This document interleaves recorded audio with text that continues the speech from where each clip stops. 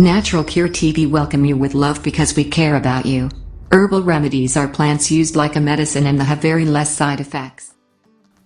The tragic case in which a green smoothie cleanse shut down the kidneys of a woman who drank 2 cups of spinach a day for just 10 days is complicated by the fact that she had had a gastric bypass and was on prolonged antibiotics, which can both increase absorption of the oxalates in spinach. So can taking megadoses of vitamin C. This guy went into kidney failure juicing spinach and beet greens, but he was also taking about 2,000 milligrams a day of vitamin C. Vitamin C is metabolized into oxalate inside the body, and likely played a role in his oxalate overload.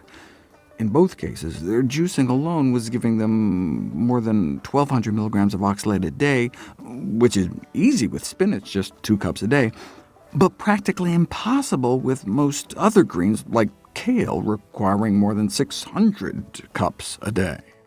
There is one case of apparent dietary oxalate overload-induced kidney failure uncomplicated by surgery, antibiotics, or vitamin C. A man who had lost about 80 pounds eating a diet of greens, berries, and nuts, which evidently included spinach 6 times a day.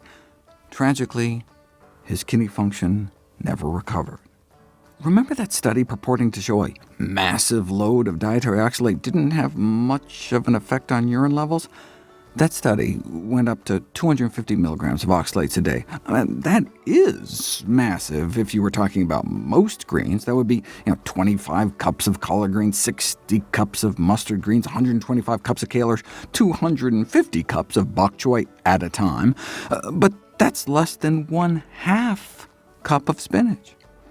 Spinach really is an outlier. Even though there's small amounts of oxalates found throughout the food supply, spinach alone may account for 40% of oxalate intake in the United States.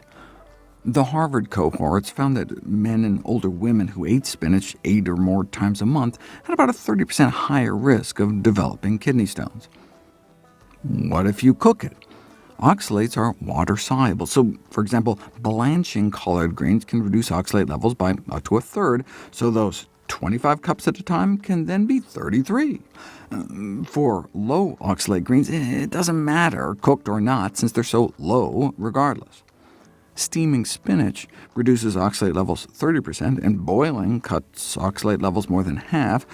Boil the 3 high oxalate greens, spinach, beet greens, and Swiss chard, and 60% of the oxalates are leached into the cooking water. They start out so high, though, even cooked would contain hundreds of times more than low oxalate greens like kale. For high oxalate greens, it doesn't matter, cooked or not, since they're so high regardless.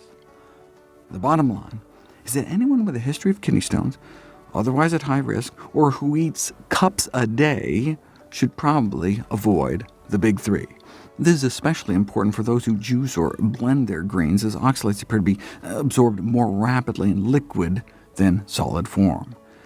Another reason to give preference to low oxalate greens is that they are less stingy with their calcium. While less than 1/3 of the calcium in milks may be bioavailable, whether from a cow or a plant, most of the calcium in low oxalate vegetables is absorbed. The calcium bioavailability in some greens is twice that of milk, but the oxalates in spinach, chard, and beet greens bind to the calcium, preventing the absorption. Other high oxalate foods that have been associated with kidney problems at high enough doses include chaga mushroom powder, 4 to 5 teaspoons a day, and you could end up on dialysis. 4 cups a day of rhubarb is also not a good idea. More than a cup a day of almonds or cashews. And then starfruit, which I did a video in the past about. A single dose of about 1.25 cups starfruit juice, or just 4 to 6 fruit. Excessive tea consumption can be a problem, especially instant tea, which boosts urine oxalate nearly 4 times higher than brewed tea. 2 cases of kidney damage have been reported, both of which were attributed to drinking a gallon of iced tea a day. Tea, like spinach, is super healthy, just don't overdo it.